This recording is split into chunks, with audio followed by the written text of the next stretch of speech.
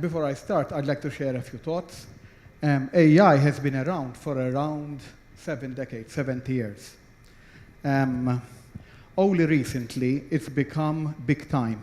I have been trying for about 10 to 15 years, trying to convince people in business and industry to use AI, with some struggling, I must add. However, in the past 2 years, it's exploded, which is a bit odd because if you think about it, the techniques that we now use in industry and business, neural network, genetic algorithms, etc., have been around for many years.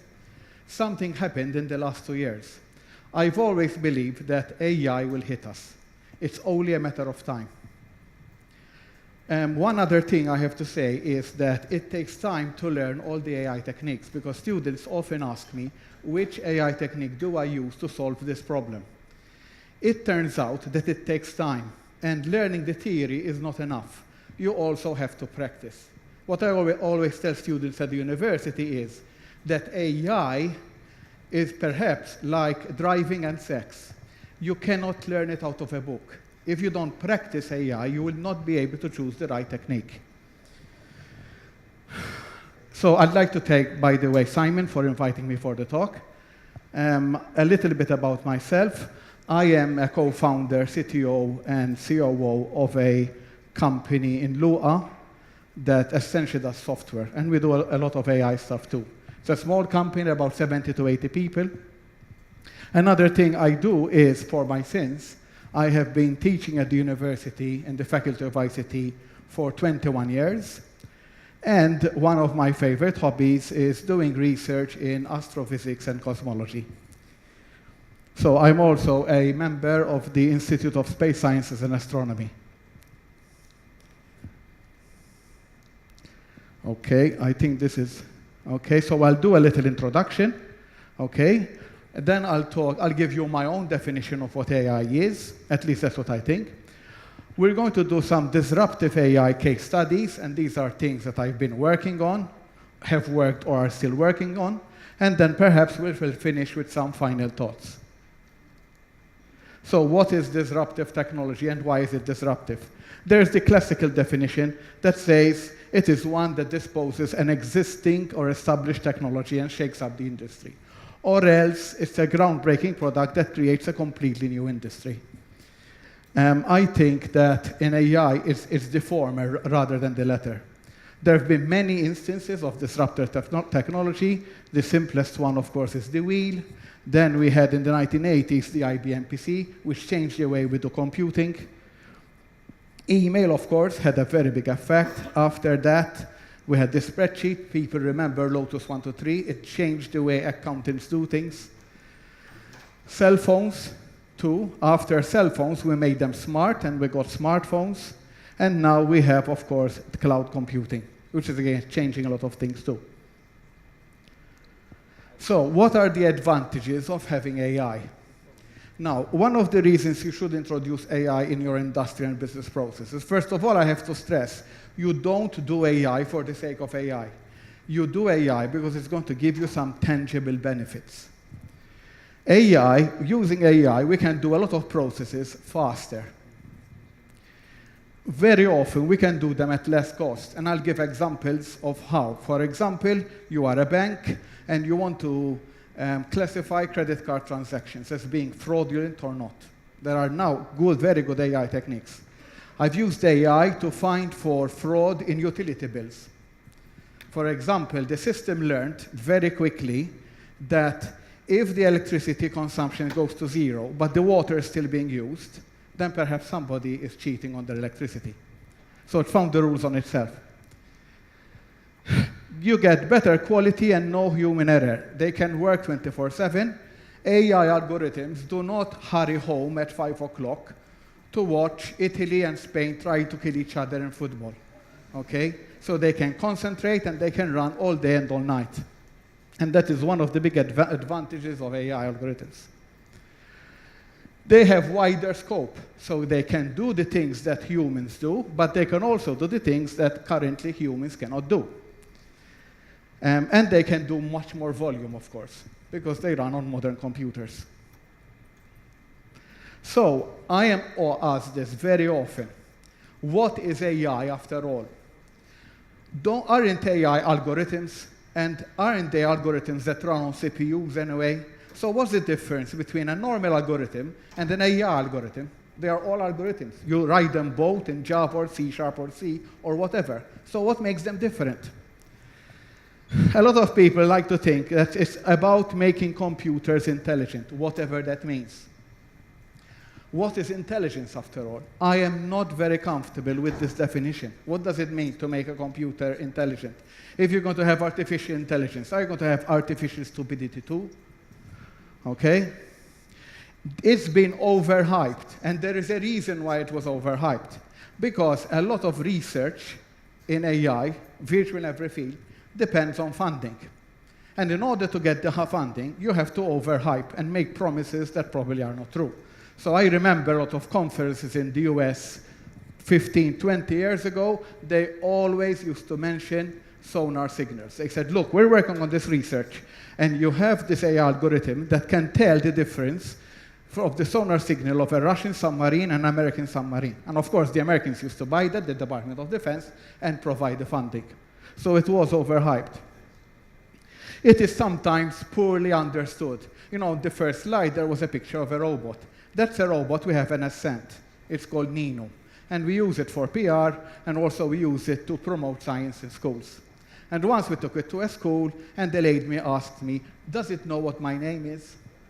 So sometimes it's poorly understood. But it's not the public's fault. I think the fault is Hollywood. Because Hollywood, when movies include AI, they do it the easy way. Of course, when in 2001 Space Odyssey, the computer talked, it was actually a human. That makes it much easier for the producers. And when there was the movie AI about an android, a young android, they put a real boy.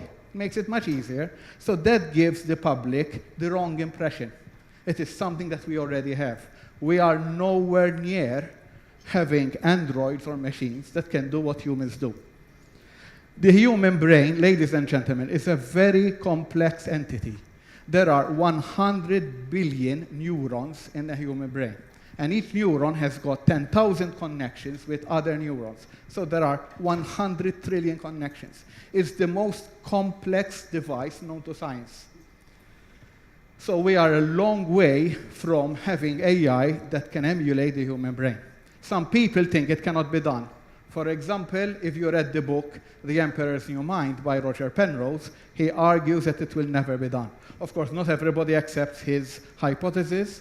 He says that human brains can only be modeled using quantum mechanics, conventional computing using classical mechanics, and he tries to explain why. So he says we'll never be able to have machines that are intelligent as human brain. Not everybody agrees. I disagree, for instance. Okay, so let's go back. I think this is right.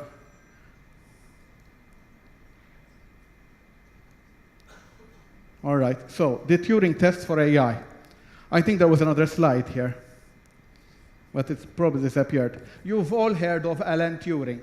Alan Turing was a British and brilliant cryptographer, mathematician, logician, etc. So he did a lot of work. A lot of people think that he shortened the last World War by 2 years. He also made a lot of recommendations in computation. And he came up with the famous AI test. And he said, a computer or a device can be deemed to be intelligent if it converses to a human via a screen of some sort, and the human cannot tell if he's talking to a human or to another machine. And that was the famous AI Turing test. I disagree with it, and I have a reason for it. It's because you can have intelligent entities that don't display human emotions. For example, if any of you used to watch the show Star Trek, there was a character called Lieutenant Data who could speak 10,000 languages and very clever, but he had no human emotions. So he definitely would have failed the Turing test. So there is a von Neumann approach. And the von Neumann approach is the way named after the Hungarian mathematician John von Neumann, the way we do computing now. And it sounds simple. So in a von Neumann approach, you have a CPU and you have memory, you put the programs and memory and data in your memory, then you execute a program, an algorithm, which essentially is a finite set of instructions, deterministic. So if you run them many times, they always give you the same result. Now, you would ask, if conventional algorithms are so good, then why do we need AI? Why did we invent AI? If you have a problem that you want to solve, you simply write an algorithm to do it. Well, it sounds simple, but it's not as easy as that, because sometimes we do not have an algorithm to perform a useful task. And sometimes we do have an algorithm, but it either takes too long to run, we call it intractable, or else it is too complex to write. So one famous example is the so-called traveling salesman problem. The traveling salesman problem is used for two main reasons in universities all over the world. The first reason is to make the lives of students miserable. And the second reason is to highlight that you should not sit down and try writing code for a problem. First, you have to analyze it. It is a very simple problem to define. You have a number of cities, in this case 29 American cities, and between every city you have the distance between it, and the problem is very easy. Start from any city you like, visit all the others exactly once, and return to the original city that you started from. Now people say, of course, that's a very easy problem to solve. All you have to do, if you're lost, try all the permutations, possible permutations of the cities. Well, you can do that, of course, but if you do that, that will be 29 factorial. And 29 factorial is a very large number indeed. It's 8.8 trillion billion possible roots. So if you use a supercomputer that they use it to model nuclear explosions and the weather, which does 12 trillion operations per second, it would take 11.7 billion years. And this is a problem and a trap that people very often fall into. I had a friend who wanted to do airline crew scheduling. Airline crew scheduling has exactly the same problem. If you write an algorithm for it, it will take exponential time, which means it will take millions or billions of years to solve. So that's not a good idea. These problems in computer science are called NP-complete problems. There are NP-complete problems in manufacturing, in scheduling, in timetabling, in optimization, in fintech, in everything. And in science too. So many problems, like the traveling salesman problem, appear very simple, but are very, very hard to solve efficiently. Don't try. They are classified as NP-complete problems. There are many problems in text search, scheduling, timetabling, search, optimization. So very often when we come across a new problem, first we analyze it and see whether we can prove it's NP-complete.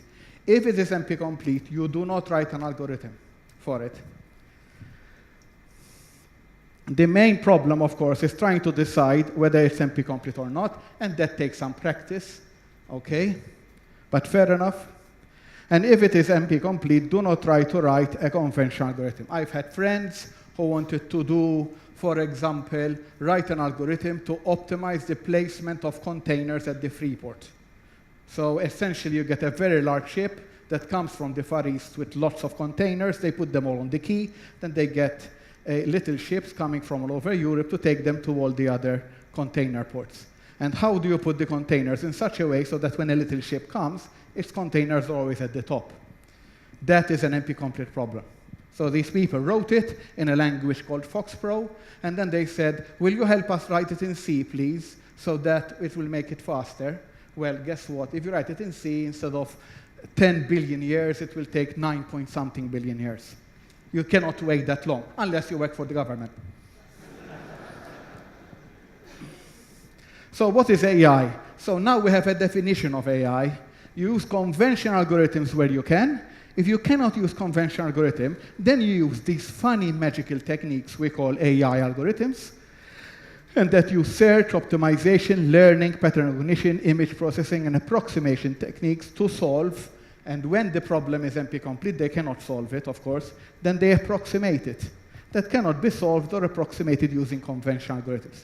So we have conventional algorithms on one side and AI algorithms on the other side. Now, in AI learning, learning is one of the components of many AI algorithms. Why is learning useful? Learning is useful because sometimes you cannot write an algorithm to do something. Take, for example, you want to program a robotic arm to play tennis. If you're an engineer, you would first go and study ballistics, which is the study of objects in free flight under the influence of gravity. And then you would model the problem mathematically, you'd add a camera, and then you work out a lot of fancy maths. It will take you a long time, and then hopefully you'll start learning tennis. But humans don't do it that way. What humans do is they start learning. So the first time you go and play tennis, you hit the ball widely, and you hit a seagull. And then you start learning to serve, and eventually your serve improves and you start learning. You do not learn, you do not go and study ballistics. At least unless you're a nerd, of course. So suppose you want to compute f of x equals x squared, which is a very, very simple mathematical function. The classical way of doing it, the conventional algorithm, is to use the conventional way of doing things. So you input a value in a language of your choice, and then you output the result, which is x multiplied by itself. In a learning algorithm, you learn from training examples. So you tell the algorithm, look, if I give you a 2, give me a 4. If I give you a 3, give me a 9, etc., etc. You give it lots of examples. Then eventually the algorithm will start trying to compute the output. It will make error, so if you give it a 3, it will give you 9.5. It knows how to compute the error because it knows the output should be 9. So it takes the error, rearranges itself in some way until eventually we say it converges. And when it converges, it starts to get it right. We say it has synthesized the function. Now, there's a story on the internet that this technique of using learning was first proposed by a Swiss engineer called Wagner, who allegedly stole the idea from his employer, another Swiss, and incidentally also called Wagner, but this time, of course, cleverer and much better behaved. This is an example of how people in Stanford started demonstrating an AI technique, a learning AI technique called neural networks. So they said, okay, how would you guys do broom balancing using a turtle? A turtle is a little platform with legs. How would you do it? They used a neural network to do it. So they got a camera, they trained a student to use a joystick to learn how to balance the broom on the turtle. The neural network was watching the camera, and it was watching the inputs of the joystick, and it learned how to balance a broom. And that was one of the first demonstrations. No fancy mathematics. Nobody wrote an algorithm. You just get a neural network, which is a multi-purpose algorithm, and you teach it, and it learns how to do the thing.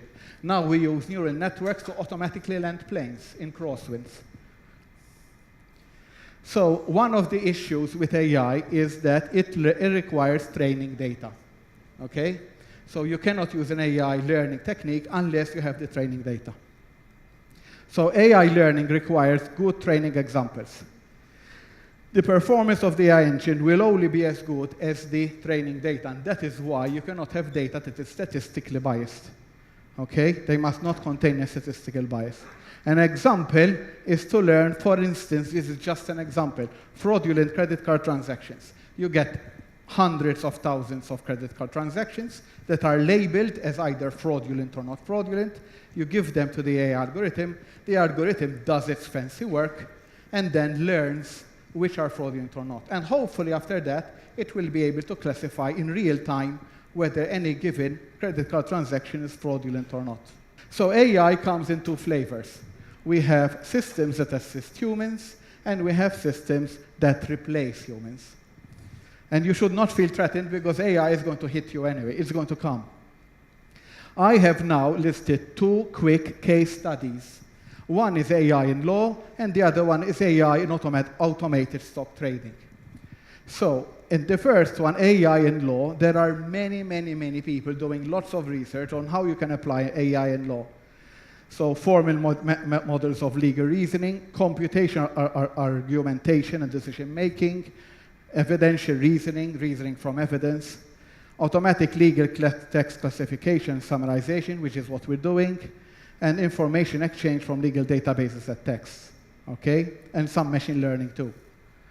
Is AI disruptive in law? There are a lot of people writing articles. This gentleman here, who I met in London, wrote an article and says that robots and AI will dominate legal practices within 5 years, perhaps leading to a structural collapse.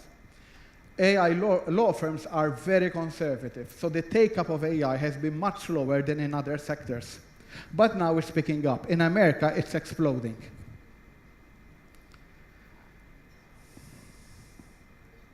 So an approach to something called predictive coding.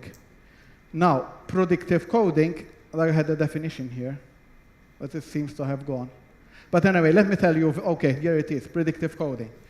Suppose you had a legal case like the Libor scandal, where the banks were being very naughty and they were talking to each other to fix the interbank lending exchange rates, lending rates. Anyway, they had over 1 million documents of evidence. So what the law firms did, they got a lot of paralegal secretaries, but essentially lawyers who have just graduated. They put them in huge warehouses in East London, and they went through every document trying to find evidence of wrongdoing. Now, if you automate it, it's called predictive coding. So predictive coding are AI algorithms that use techniques such as keyword search, filtering, clustering, context clustering, sampling, etc., in order to automate portions of what is called an e-discovery document review. Okay? And one of the goals, of course, is to make it much faster and much cheaper. Some law firms are not interested in making it cheaper because they get paid £500 an hour to do it. So they don't want AI algorithms to do it because it will be much faster. But of course, once one company does it, then the others have to follow suit. So the approach to predictive coding is to use something called a semantic network, which is a structure, knowledge structure, if you like. Okay, they're very popular knowledge representation technique in AI. I will explain them very soon. And they allow you to make much cleverer queries of the data. So, for example, we use a natural language parser to build a parse tree. So suppose you have a body of text. This comes from the children's television show. Some of you are too young to remember it, but the ones of us who are older will probably remember Sesame Street. They had this character, Big Bird, and there are other characters, so there's a lot of sentences about Sesame Street, just to give you an example. So an example, what you do is you take every sentence and you build a parse tree. So you take the first sentence, Big Bird is yellow, and you create a parse tree. There are natural language parsers. There are lots of libraries to do that. So they find the nouns and the verbs. So then what you do after that is you build a semantic network. A semantic network is a structure where you have nodes representing entities, and the edges, the arrows, if you like, represented the relationships between the entities. So it learns the first thing. Then it does the second sentence, and it says, okay, Big Bird is also a bird. And every time it comes across a new sentence, it parses it and starts building your semantic network. Now, why do you use a semantic network? You use a semantic network because it allows you to do queries which are much better than keyword search. Keyword search is very simple and very dumb. So eventually you start building a network and you end up with something like this. So this is a semantic network built from text. Why is it more powerful? Let me give you an example. So we got a newspaper and we started parsing and building a semantic network. So if there was a sentence, President Obama is the president of the US, and another sentence that said, the president of the US likes broccoli. You could ask the system, what food does Barack Obama like? And it will infer through the graph that he likes broccoli. You cannot do that with keyword search. It is really more powerful. So again, this is an example of how you build a semantic network. So the semantic network can be stored in a specialized graph database called NeoJ. Those of you who are geeks, you should check it out. It's really cool. And then you can design queries, okay? And you can, it's much, much clever. So we do queries which you couldn't possibly find with keyword search. I cannot elaborate, I'm afraid, because I don't have enough time. So you can use it, for example, for collusion detection. We use it in emails to see if people are doing something naughty, to search for evidence of wrongdoing, like insider trading, for example. So another example is temporal correlation emails. A lot of companies have lots of emails. And if something wrong is being done, the only way they can do it is to start doing keyword search in emails. What if you had an automated tool? An AI is doing that. So suppose you have millions of emails to search, and you want to find evidence of wrongdoing. You can't do keyword search, but you can do something else. What you can do is you can cluster the emails of similar context. So you take the emails and you start clustering them, okay, if they have the same context. Of course, you need an engine that will recognize context. But for that, we can use the semantic network we've just been talking about. And then you represent the clusters visually as graphs, and you can find evidence of collusion, insider trading, conspiracy, etc., etc. In order to test this, what we did was we got the Enron dataset. Enron was a company based in Houston, and the management wanted to sell the shares at a higher price, and they did a lot of dodgy accounting. And a lot of people got burnt. Okay, so this is the graph produced. The gentleman in the middle is Kenneth Lay, who was convicted of wrongdoing, of doing dodgy stuff in the accounts. If they're the same color, it means they come from the Enron domain, and the people in different colors. And you can have every edge, it tells you the syntax. So one is called abuse. That means the system found evidence of abuse. The other one is called secret. That means that perhaps somebody told somebody else, keep this between us. So we downloaded the actual Enron dataset, which was made public by a judge, and then we used it in order to test the system. So future trading is selling future contracts. There's a lot of trade in future contracts. 98% of people who trade futures on the exchanges lose money. The other 2% make a lot of money and become filthy rich. So what you do is you have to get trade data, you have to look at the stock signals, you have to get a lot of history, and the idea is to design an AI algorithm that will learn how to trade stocks. The AI algorithms we have so far do about 1.8% profit per month, okay, which is not unheard of. Now you would say if 98% of the people lose money, then how are you doing it? Well, it turns out that a lot of those 98% don't do it scientifically and properly, okay? They don't understand the market, they don't learn how to trade, okay? They don't look at different market conditions. If you have a good algorithm, it will look at the market conditions, classify them, and then apply different rules according to what the market condition is. So here what we're doing is we're using a variety of techniques. We're back-testing with 10, 15 years worth of data, okay, and getting AI algorithms to tell you when to trade and when not to trade. And the trading is completely automated, okay? There are absolutely no humans in the loop. Okay, so some of the techniques we're using for automatic stock trading is fuzzy logic, neural networks, decision trees, and expert systems. So some final thoughts. There are many tools out there that you can use for AI. There's absolutely no doubt in my mind that AI is going to become more prevalent, okay? We're getting a lot of requests, sometimes every week, from different companies who want to do different things, like scheduling a manufacturing production line, or like reducing the energy consumption of buildings, or monitoring the national electricity grid to look for anomalies, etc., etc. People have now started to realize that you can put AI into everything. Okay, so one final thing I tell you, if you're going to do AI learning, at least make absolutely sure that you get good training data. And that concludes my talk.